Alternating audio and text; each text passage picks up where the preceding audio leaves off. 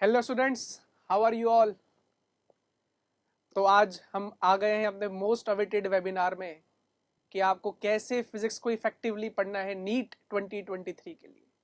So here I am Navneet Agarwal, senior physics faculty at Aakash Byju Kota, and he is my colleague mister Pawan Koshy sir.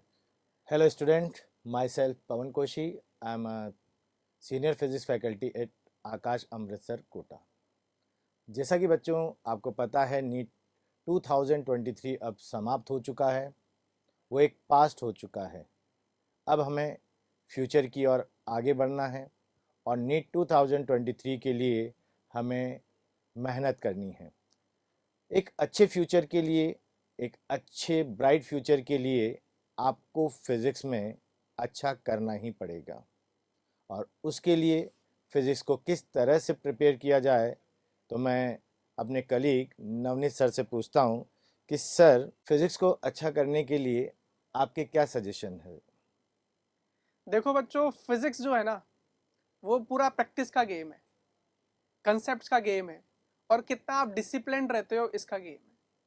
ठीक है, आज जो हम मेथड्स और ट्रिक्स आपको बताएंगे, अगर मैं बेट करता हूं अगर आप उसको पूरी डिसिप्लिन और कंसिस्टेंसी के साथ फॉलो करोगे तो आई बेट आपके 180 में से 180 पूरे 100% स्कोर आप पाओगे नीट 2023 में। ठीक है, पहली बात तो ये। अब इसमें अच्छा स्कोर करने के लिए हम दोनों क्वेश्चन आंसर की फॉर्म में जो आपके ही क्वेश्चंस होते हैं हमसे, जो आप बच्चों के ही हम हमारे तरफ क्वेश्चंस होते हैं, उसी की फॉर्म में हम एक दूसरे से पूछेंगे और हम एक दूसरे उन दोनों का आंसर देने की कोशिश करेंगे। ठीक है, और मेरी आपसे ये अपील है और इल्तजा है कि आप उन ट्रिप्स एंड ट्रिक्स को पूरे डिसिप्लिन्ड और कंसिस्टेंट मैनर में जरूर पूरे साल भर अपनाएं। ठीक है, हम पूरे आकाश बाइजू में भी इसी मेथड्स को फॉलो करते हैं और आपसे भी इसी बात की उम्मीद करते हैं। ठीक है, तो पहला क्वेश्चन जो सर बहुत ज्यादा आता है मेरी तरफ, वो ये आता है, बच्चे हमेशा ये पूछते हैं कि सर फिजिक्स को मतलब क्या अगर वो डेली पढ़ लेंगे तो क्या उनका स्कोर अच्छा हो जाएगा क्या। एक अच्छा क्वेश्चन है कि क्या डेली फिज़िक्स पढ़ने से क्या हमें फिज़िक्स में अच्छा स्कोर मिलेगा। तो मेरा जवाब है नहीं। फिज़िक्स को डेली पढ़ने से काम बहुत नहीं ही चलेगा। इंटरेस्टिंग सा जवाब है सर, देखो बहुत ही फिज़िक्स इंटरेस्टिंग को सा है। डेली पढ़ने से ही काम नहीं बनेगा। फिज़िक्स में क्या पढ़ा जाए ये भी बहुत ज़रूरी है कि बच्चों ये ध्यान रखिए, आप फिज़िक्स डेली पढ़ेंगे ये बहुत अच्छी बात है, लेकिन फिज़िक्स में डेली क्या पढ़ा जाए ये भी बहुत ज़रूरी है।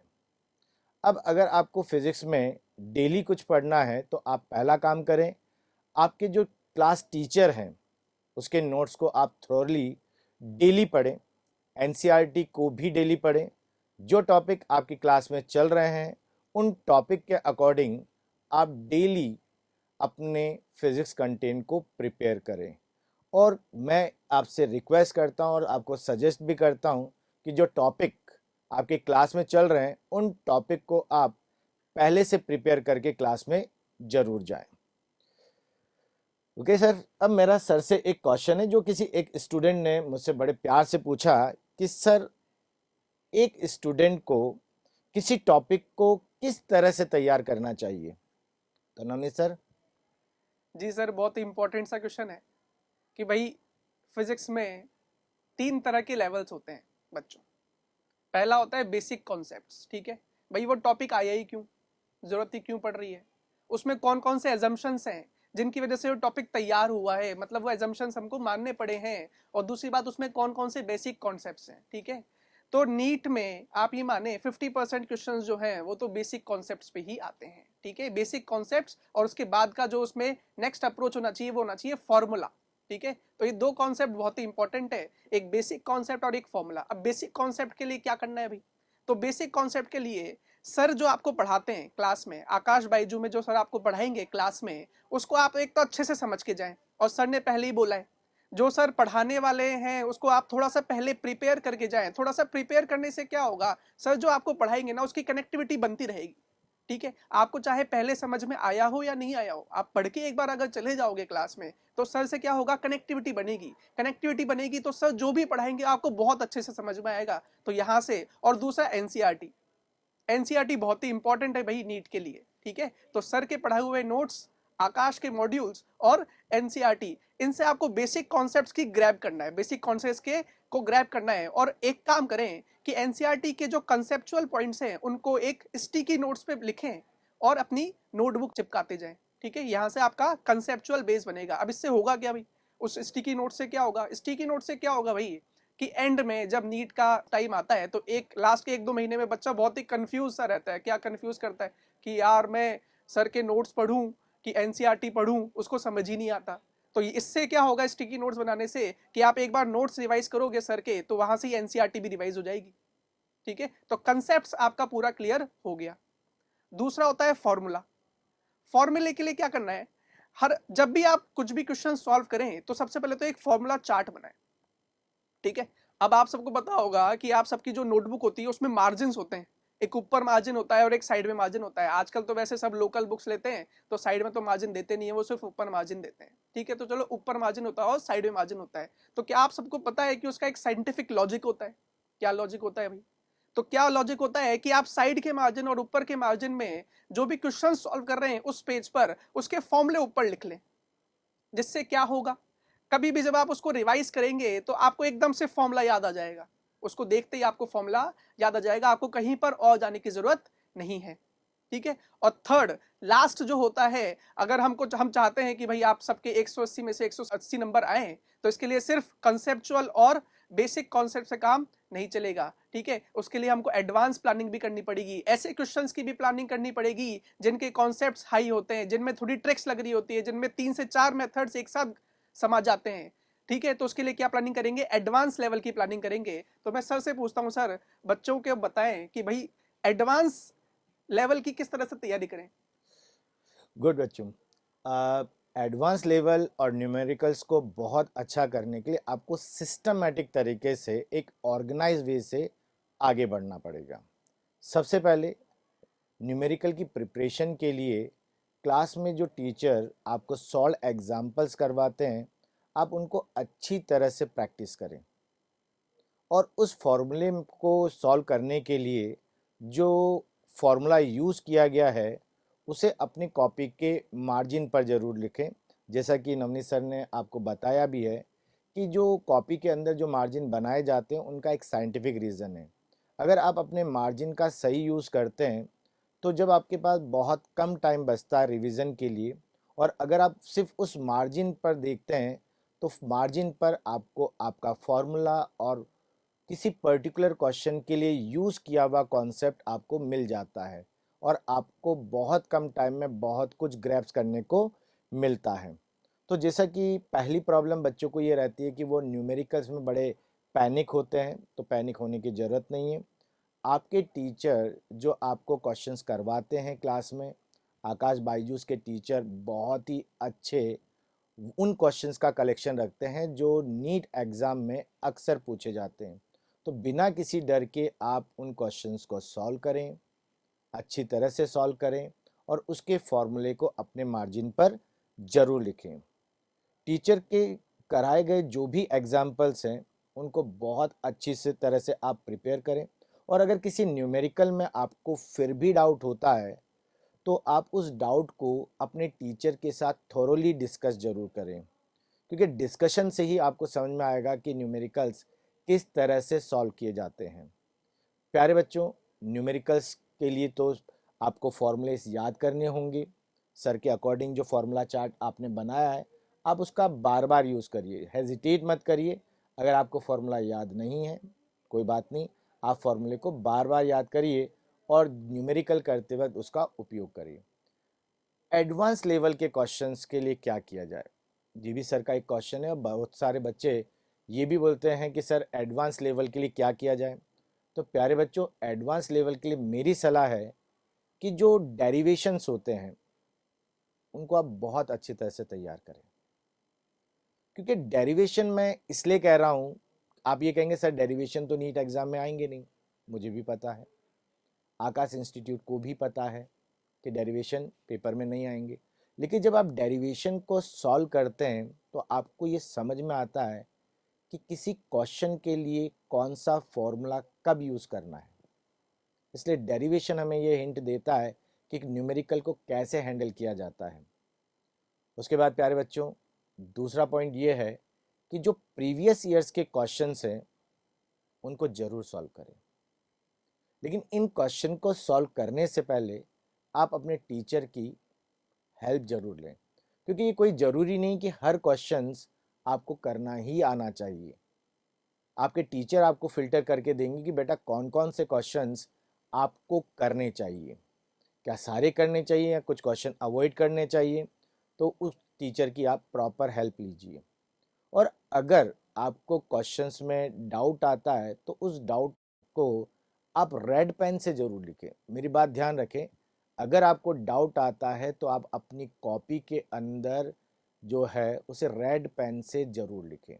और एक वेरी इंपॉर्टेंट बात, क्योंकि मुझे मालूम है कि आप कई सारे न्यूमेरिकल्स करते हैं, ट्रिकी एग्जाम्पल सॉल्व करते हैं, बेस्ट क्वेश्चन सॉल्व करते हैं और आप भूल जाते हैं। तो मेरी आपको एक सलाह है कि आप सब बच्चे एक एक्स्ट्रा नोटबुक बनाएं और उस नोटबुक में ट्रिकी क्वेश्चंस, कॉन्सेप्चुअल क्वेश्चन और जो क्वेश्चन आपको डिफ़िकल्ट लग रहे हैं प्लीज़ उनको उसमें लिखिए, क्योंकि एंड टाइम पर ये बुक आपके रिवीजन में बहुत आपको हेल्प करेगी। और एक लास्ट बात बच्चों, वेरी डिफ़िकल्ट क्वेश्चंस को अवॉइड करिए। बहुत ही डिफ़िकल्ट क्वेश्चन है तो आप उसको बिल्कुल भी सॉल्व ना करें। सर, कई बच्चों का एक बहुत ही इंटरेस्टिंग क्वेश्चन होता है क्या सर? कि सर हम न्यूमेरिकल करना तो चाहते हैं, लेकिन जब हम क्वेश्चन सॉल्व करते हैं तो हमें यही पता नहीं चलता कि कौन सा फॉर्मूला इस क्वेश्चन में कब लगेगा। बिल्कुल सही है सर।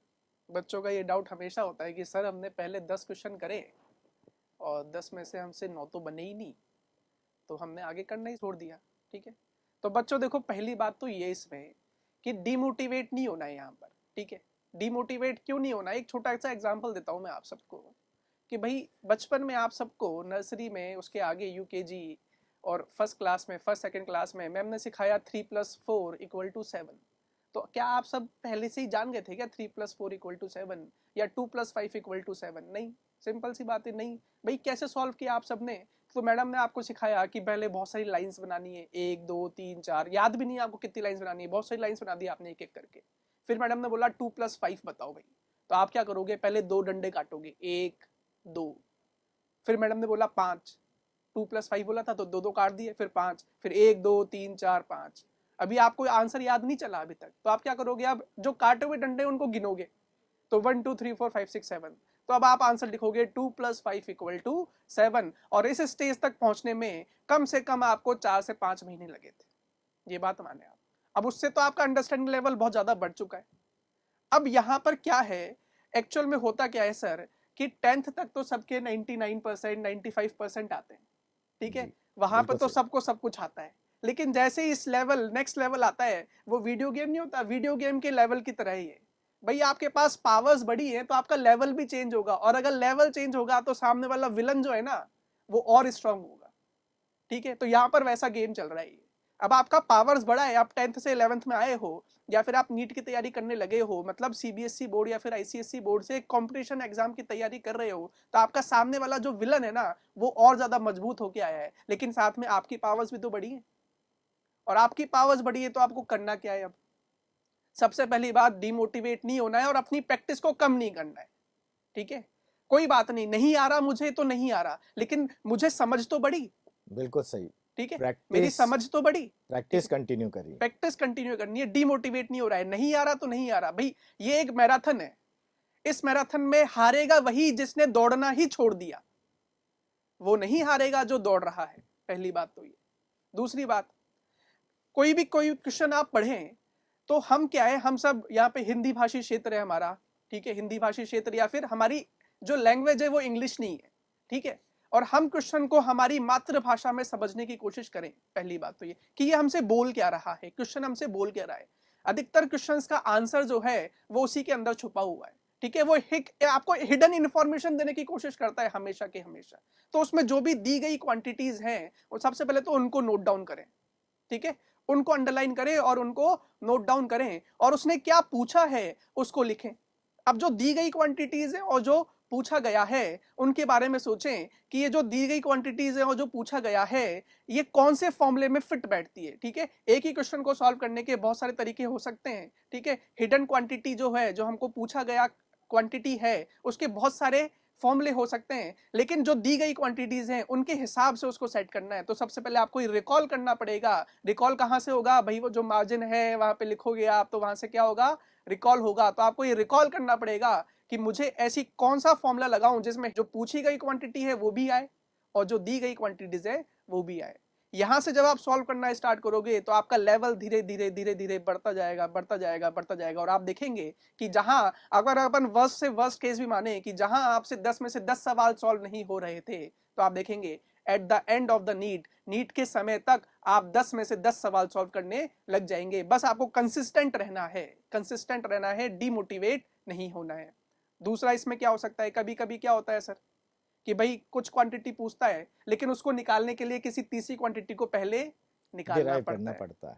ठीक है, उसमें आपने जो बोला डेरिवेशन बहुत ही इंपॉर्टेंट है।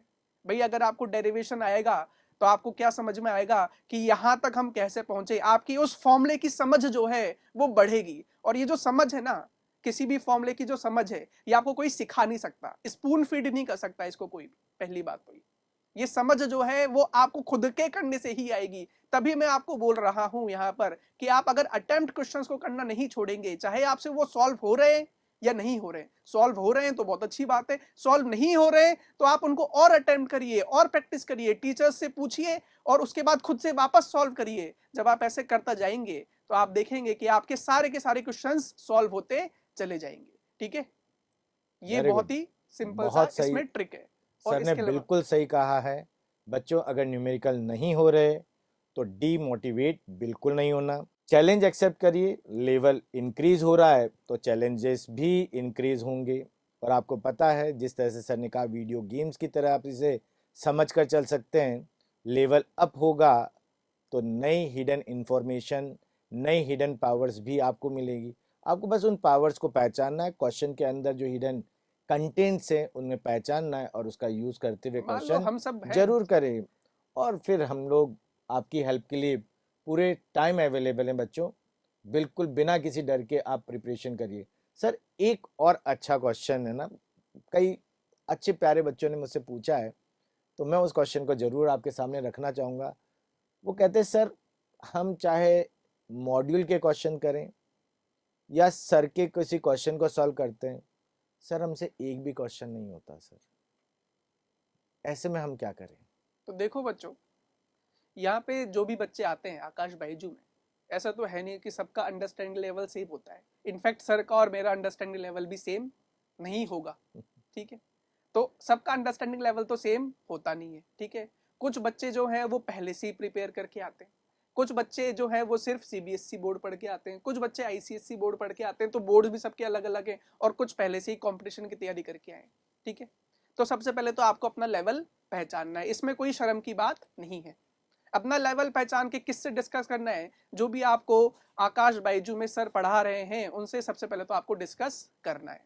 ठीक है, सर पहचानेंगे आपकी बात को और आपको कुछ बुक्स रिकमेंड करेंगे। बुक्स रिकमेंड करेंगे तो जिससे क्या होगा कि मान लो आपको प्रैक्टिस की बहुत ज़्यादा ज़रूरत है, तो आपको ऐसी बुक्स रिकमेंड की जाएंगी जहां पे आपके क्वेश्चंस जो हैं आप प्रैक्टिस बहुत ज़्यादा करना स्टार्ट करो। और प्रैक्टिस जैसे ही स्टार्ट करोगे तो जैसे ही सर आपको कुछ बुक्स रिकमेंड करेंगे तो वहां से आप थ्योरी भी पढ़ सकते हैं।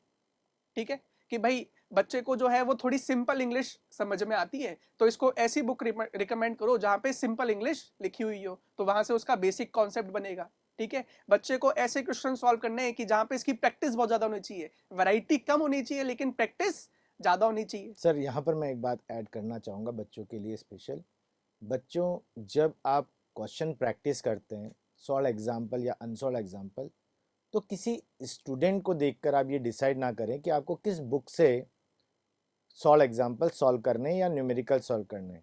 आप अपने टीचर के साथ जाकर अपने लेवल को डिसाइड करिए और टीचर से रिक्वेस्ट करिए कि आपको किस तरह की बुक बिल्कुल सही है पढ़नी सर। चाहिए।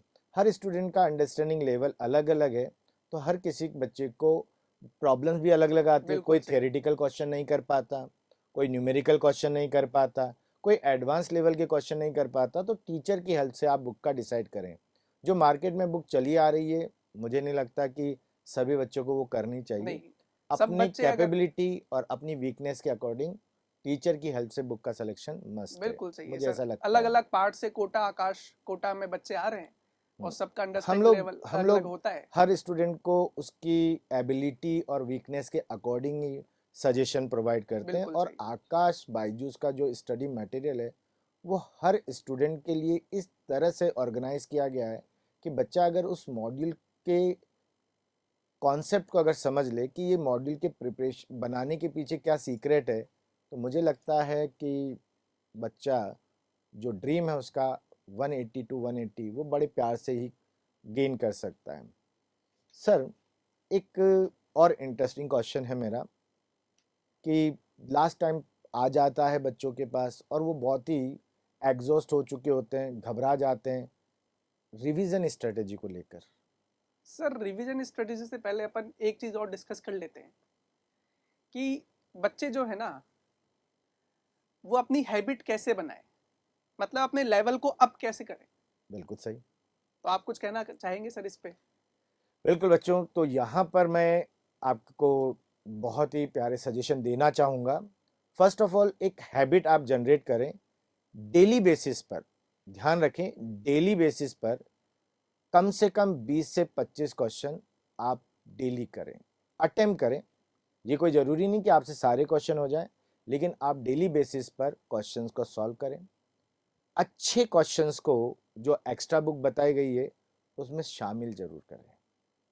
और बच्चों अगर डाउट आता है तो आप प्रॉब्लम काउंटर पर जाकर टीचर के साथ उन प्रॉब्लम्स का डिटेल में डिस्कशन करिए। मैंने क्या कहा? डिस्कशन नहीं कहा, मैंने कहा सर डिटेल में डिटेल में डिस्कशन करें। डिस्कशन करें। मतलब टीचर से ये जानने की कोशिश करिए कि इस क्वेश्चन को फ्रेम करते वक्त जिसने इसको क्वेश्चन को बनाया उसकी थॉट क्या थी, मैं उसे सोचना चाहता हूँ ताकि आने वाली क्वेश्चंस को मैं पकड़ सकूं और समझ सकूं कि क्या सोच कर ये क्वेश्चन फ्रेम किया गया, ताकि मैं जब थियोरी पढूं तो मैं अपने कंटेंट को ये ध्यान में रखूं कि इस कंटेंट से क्वेश्चन किस तरह से फ्रेम होते हैं। और एक इम्पॉर्टेंट बात, जैसा कि पहले भी कहा है, अगर कोई क्वेश्चन सॉल्व नहीं होता या टीचर कोई कॉन्सेप्ट बताते हैं उसे रेड पेन से जरूर लिखें। तो सर। बिल्कुल सर, इसी में थोड़ा सा मैं और आगे ऐड कर दूं। सर ने बोला 20 से 25 क्वेश्चन रोज आपको करना है, ठीक है, लेकिन ये हुआ स्टार्टिंग लेवल की बात, ठीक है। इसका मतलब ये नहीं है कि आप भाई एंड आ गया तो भी आप 20 से 25 ही कर रहे हो। Very nice. ठीक है, तो भाई करना क्या है आपको, आप अपना खुद का लेवल डिसाइड करो। भाई मुझसे 10 से स्टार्ट हो रहा है तो मैं 10 से करूंगा, मुझसे 20 से स्टार्ट हो रहा है तो मैं 20 से करूंगा, लेकिन जिससे आप एक बार स्टार्ट कर दो, जो आप सोच लो खुद के बारे में, उससे पीछे नहीं हटना है। अब हर रोज 20 करने हैं, तो अब मान लो आपने 20 से स्टार्ट करा, 20 क्वेश्चन से स्टार्ट करा, रिवीजन भी इसी में कवर हो जाएगा। 20 क्वेश्चन से स्टार्ट करा तो एक महीने बाद अब ये 25 क्वेश्चन आपको करने हैं हर रोज, ठीक है। और ये हम सिर्फ फिजिक्स की बात कर रहे हैं, उसी तरह केमिस्ट्री, उसी तरफ बायो, तो आपको ये करना है रोज। अब इसमें होगा क्या, थोड़ा हिसाब लगा के चलते हैं सर। तो मान लो एक बच्चा 20 क्वेश्चन रोज कर रहा है फिजिक्स के, 6 दिन में कितने कर लेगा सर? 120। तो उसने कितने क्वेश्चंस कवर कर लिए? 120, ठीक है। 120 में से अगर हम माने कि वर्स्ट केस मान लेते हैं भाई, वर्स्ट केस क्या हो सकता है किसी बच्चे के साथ कि 20 में से 20 नहीं आए। हाँ, यही हो सकता है, ऐसा बिल्कुल। तो कोई बच्चा हो ही नहीं सकता जिसके 20 में से 21 नहीं आए। यही हो सकता है, और मैं तो ये मानता हूं कि ऐसा कोई केस होगा भी नहीं। तो मान लेते हैं 20 में से 20 नहीं आए, तो आप क्या करोगे? उन सब का एक टीचर से डिस्कशन करोगे, या कहीं से सॉल्यूशन पढ़ोगे, या फिर किसी दोस्त से पूछोगे, और उस सॉल्यूशन को देखने के बाद, उस क्वेश्चन को समझने के बाद वापस उसको खुद से सॉल्व करो। किसमें सॉल्व करना है? जो आप अलग से सॉल्यूशन की कॉपी बनाओगे, ठीक है। ऐसा जब आप करोगे तो मान लो एक हफ्ते में हुए 120 क्वेश्चन। नेक्स्ट क्या आने वाला है भाई बच्चों? संडे, और संडे को क्या होती है सर? छुट्टी। 120 क्वेश्चंस में से अगर हम सपोज करें कि 60 क्वेश्चन आपको आ चुके थे और 60 आपको नहीं आए थे, ठीक है, तो उन 60 पे एक बार टिक करना है। सबसे पहले तो आपको कितनी बार टिक करना है? एक बार। अब आप कर रहे हो पहली बार रिवीजन संडे को, संडे को आपको क्या करना है? 120 क्वेश्चंस का रिवीजन करना है। कैसे करना है ये भी बताता हूं। 60 क्वेश्चन वो जो आपको आ चुके थे उनको तो सिर्फ पढ़ना है, पढ़ के दिमाग में सॉल्यूशन बनाना है। ऐसा नहीं है पढ़ के छोड़ दिया, पढ़ के दिमाग में सॉल्यूशन बनाना है। और आप देखेंगे कि इससे आप ऑरली भी क्वेश्चंस को सॉल्व करने की क्या बनाएंगे? हैबिट बनाएंगे। तो 60 क्वेश्चंस तो वो हो गए, और 60 क्वेश्चंस जो आपसे नहीं सॉल्व हुए थे, जो आपने किसी से पूछकर फिर कॉपी में लिखे थे या फिर खुद से सॉल्व करे थे, उनको फिर खुद से सॉल्व करना है 60 क्वेश्चंस को। और 60 क्वेश्चंस को जब आप सॉल्व करेंगे तो सर एक बहुत ही इंटरेस्टिंग सी बात आप देखेंगे कि 60 में से 30 वापस बच्चों को नहीं आएंगे। भाई ऐसा ही होता है, कोई एक्सेप्शन नहीं होगा कोई। अगर हमारे साथ भी ऐसा होता, हमारे साथ भी ऐसा हो चुका है। अब आपको क्या समझ में आया कि 60 में से 30 जो थे वो आपको वापस नहीं आए। दूसरी बार डाउट आ रहा है आपको, उन पे कितनी बार टिक लगाएंगे? दूसरी बार टिक लगाएंगे। और उन 30 क्वेश्चंस को सॉल्यूशन की जो आपने बुक बनाई थी उसमें से देखेंगे, देख के फिर खुद से सॉल्व करना है। बच्चे अधिकतर क्या करते हैं सर, सॉल्यूशन पढ़ते हैं, हाँ हाँ ठीक है भाई आ गया। ऐसे नहीं करना है भाई, सॉल्यूशन पढ़ना है, उसको समझना है, फिर खुद से सॉल्व करना है। तो आपको ये समझ में आएगा कि जब आप किसी भी क्वेश्चन को सॉल्व करना चाहते हैं तो आप बीच में कहां पर अटकते हैं। ठीक है, जब हम किसी चीज को पढ़ते हैं तो हम तो भाई वो सामने वाले लिख रखा है, हमने पढ़ दिया तो हमको कोई मेहनत करने की जरूरत पड़ती नहीं है। ठीक है, ये हुआ दूसरी बार रिवीजन। ठीक है, ये हुआ दूसरी बार रिवीजन। ऐसे करते जाना है और लास्ट में आपको तीसरी बार रिवीजन जरूर करना है, कम से कम 1 या 2 महीने के बाद। ठीक है, तो आप देखेंगे 30 में से अब आपको वो जो 120 क्वेश्चंस थे उसमें से आपको सिर्फ 30 बचे थे, और 30 में से भी लास्ट में सिर्फ 10 या 12 क्वेश्चंस नहीं आएंगे, जिस पे आप लगाएंगे तीसरा टिक। इस तरह से आप पूरे साल भर अगर मेहनत करेंगे तो मैं आपको बिल्कुल एश्योर करता हूं कि आपकी फिजिक्स की नॉलेज ऐसे बढ़ती जाएगी, ऐसे बढ़ती जाएगी, ऐसे बढ़ती जाएगी कि अगर पहले हफ्ते में आपको 60 क्वेश्चंस में डाउट आया था तो उसके एक दो महीने बाद अब आपको 120 में से 60 में डाउट नहीं आएगा, 60 में से सिर्फ 30 या 40 में डाउट आएगा। और अंत तक जब लास्ट के 1-2 महीने बचेंगे तो आप देखेंगे कि आपको 120 में से सिर्फ 5 या 10 में डाउट आएगा। ठीक है, यही होता है हमारा लेवल बढ़ाना, और इसको बोलते हैं, हम क्या बोलते हैं, आई होप बच्चों आप लोगों को जो सर की रिवीजन स्ट्रेटेजी है वो पूरी तरह से समझ में आ गई होगी कि किस तरह से आपको day by day, week by week और मंथली वाइज रिवीजन करने हैं, क्वेश्चंस को अटेम्प्ट करने हैं। ओके बच्चों, मैं यहाँ पर एक और बात कहना चाहूँगा जो मेरे को कई सारे बच्चों ने, जब वो नीट 2022 देने जा रहे थे सर, मैक्सिमम बच्चे पेपर अटेम्प्ट करते थे।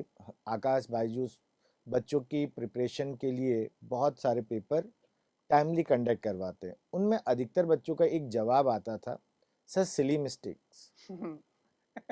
ठीक है, इसके बारे में मैं आपको बताना चाहूँगा, बड़ा इंटरेस्टिंग बात, सवाल आपसे पूछने वाला था जस्ट अभी, बड़ा इंटरेस्टिंग पॉइंट है सिली मिस्टेक। तो प्यारे बच्चों, पहली बात एक बात ध्यान रख लीजिए, फिजिक्स में या किसी भी सब्जेक्ट में सिली मिस्टेक कुछ नहीं होती। सपोज करिए आप एक डॉक्टर हैं और आप एक ऑपरेट कर रहे हैं और आप ऑपरेशन करके ये कहते हैं सिली मिस्टेक हो गई, तो आप समझ रहे हैं इसका क्या रिजल्ट आता है। तो इसका मतलब है कि आपकी जर्नी में, आपकी लाइफ में ये सिली मिस्टेक शब्द नहीं होना चाहिए।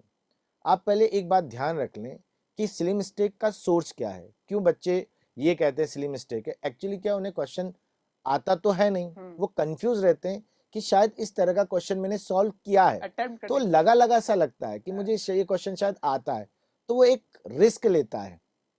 और रिस्क आपको पता है, ऑब्जेक्टिव क्वेश्चन है तो 4 ऑप्शन में एक पर टिक करेगा। मैं एक बात ऐड कर दूं भाई, सिली मिस्टेक्स आपको प्रिपरेशन के दौरान तो करनी है। जय भाई हम पढ़ा रहे हैं तब तो करनी है सिली मिस्टेक्स। अभी आप रिस्क फैक्टर ले सकते हैं, लेकिन आप इसको अवॉइड करें, मेरी बात ये। तो आप चांस लेते हैं, अब अगर वो टिक सही हो गया तो आप बोलते मेरे समझ में आ गया। और मैक्सिमम बच्चों के लिए तो यही होता है कि जय माता दी। हाँ, तो 4 ऑप्शन में से एक सही है, 3 गलत है, तो 75% का एरर है उसमें, चांसेस हैं कि गलत होगा ही, तो गलत हो जाता है। तो पहले बच्चों आप ये बात ध्यान रखें कि सिली मिस्टेक अवॉइड करने का सबसे बेस्ट तरीका ये है कि अगर आपको क्वेश्चन पर डाउट है, जब आप ड्यूरिंग द प्रिपरेशन आप रिस्क ले सकते हो। आप ये मानकर चलें कि अगर आप कंफ्यूज हैं क्वेश्चन में, चाहे वो 2% ही कंफ्यूजन है, आप उसे अवॉइड कर दीजिए। क्योंकि अगर आप अवॉइड नहीं करेंगे तो आपको ये कभी नहीं पता चलेगा कि आपको क्वेश्चन आता नहीं था और आप उसकी प्रिपरेशन नहीं करेंगे। और इन फ्यूचर अगर वो क्वेश्चन नीट में आ गया तो आप हाईली कंफ्यूज होंगे। क्योंकि जब क्या होता है सर, जब रिजल्ट आता है, जैसे आकाश बायजूस में बच्चे पेपर अटेम्प्ट करते हैं, 45 क्वेश्चन अटेम्प्ट करते हैं। अब 45 में बच्चे ने 10 क्वेश्चन पर इस तरह का रिस्क लिया। अब हो सकता है उसका कोई क्वेश्चन सही चला गया, उसे वो याद नहीं रहता, उसको याद नहीं रहता। और उसको। वही क्वेश्चन अगर नीट में आ गया तो वो कंफ्यूज हो जाता, शायद मेरा वो ऑप्शन गलत था, क्योंकि वो ये चेक नहीं करता कि मेरा कौन सा क्वेश्चन सही हुआ कौन सा हाँ, गलत हुआ, और थोड़ा वो तो सा टोटल देखता है। थोड़ा सा अगर वेरिएशन होके आ तो गया आ तो फिर गया तो वो क्या करेगा, गलत ऑप्शन पर टिक लगाएगा और नेगेटिव स्कोर कर लेता है बच्चों। तो मैं ये कहूँगा कि सिली मिस्टेक्स अवॉइड करिए, उसकी जगह पर उस क्वेश्चन को आप टीचर के साथ डिस्कस करिए और तब आपको पता चलेगा कि आप कहाँ पर मिस्टेक कर रहे थे। बिल्कुल सही, ये बहुत बड़ी बात है सर, बिल्कुल क्योंकि सही। सिली मिस्टेक हमारी फिजिक्स में, बायोलॉजी के स्टूडेंट के लिए तो सिली मिस्टेक कुछ भी नहीं होनी चाहिए। हाँ, हाँ, बिल्कुल सही। आकाश का जो भी टेस्ट हो, जो भी यहाँ पे आपका प्रिपरेशन के दौरान टेस्ट हो, उसमें आप अवॉइड करने की आदत बिल्कुल डालें, उससे हैबिट बनेगी आपकी अवॉइड करने की। ठीक है, लेकिन हम आपको एश्योर करते हैं कि लास्ट तक आते आते आपको कोई अवॉइड करने की भी बात नहीं नहीं रहेगी। रहेगी। अगर आप इन सब पॉइंट्स को ध्यान में रखते हैं तो लास्ट तक आते आते बच्चों, आपसे सारे के सारे क्वेश्चन ही बन जाएंगे, तो अवॉइड करने की कोई जरूरत ही नहीं रहेगी। प्यारे बच्चों, आज के वेबिनार में सर जो पॉइंट्स निकल कर आए हैं मैं उनको कंक्लूड करता हूँ। जी सर। सबसे पहली बात, आप डेली फिजिक्स पढ़ें, डेली मिनिमम 20 क्वेश्चन पढ़ें, टाइम टू टाइम इनके नंबर्स को आप बढ़ाते रहें। अच्छी क्वालिटी के क्वेश्चंस के लिए एक एक्स्ट्रा बुक्स का यूज, एक्स्ट्रा बुक्स। एक एक्स्ट्रा नोट कॉपी बनाएं, उसमें वो क्वेश्चन लिखें ताकि रिवीजन में आपकी हेल्प करें। बुक में जो मार्जिन है उसका आप बहुत ही सही तरीके से यूज़ करें। टीचर के साथ प्रॉपर डिस्कस करें। टीचर से आप अपने अकॉर्डिंग क्या बुक आपके लिए हेल्पफुल रहेगी उसके बारे में भी आप ज़रूर टीचर के साथ डिस्कस करें और सिली मिस्टेक को अवॉइड अवॉइड करें। करिए। तो हमें लगता है कि अगर आप इन पॉइंट्स पर फोकस करते हैं तो जो ड्रीम हम आपके लिए देख रहे हैं, आपके पेरेंट्स आपके लिए देख रहे हैं और जो ड्रीम आप अपने लिए देख रहे हैं, वो मुझे लगता है फुलफिल होने में कोई रोक नहीं सकता।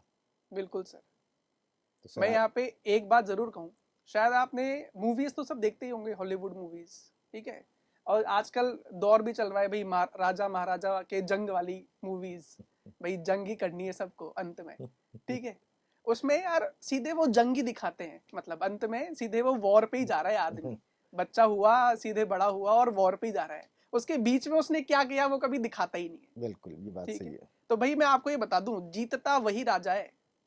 The more you sweat in the field, मैदान में जितना पसीना बहाओगे ना, the less you bleed in the war, जंग में उतना ही कम खून तुम्हारा बहेगा। मुझे चाणक्य की एक बात याद आ रही है, उन्होंने बहुत अच्छी बात कही थी, तैयारी युद्ध से पहले की जाती है तैयारी युद्ध से और जब पहले युद्ध की जाती शुरू हो जाता है तो सिर्फ युद्ध लड़ा जाता है। तो बच्चों, प्रिपरेशन करिए, अपने टाइम को पूरा यूज़ करिए और सर तैयारी बहुत जम के करिए एक इम्पॉर्टेंट बात, बच्चों आज कुछ ऐसा कीजिए कि भविष्य को आप पर नाज हो। नाज हो। Thank you. थैंक यू बच्चों।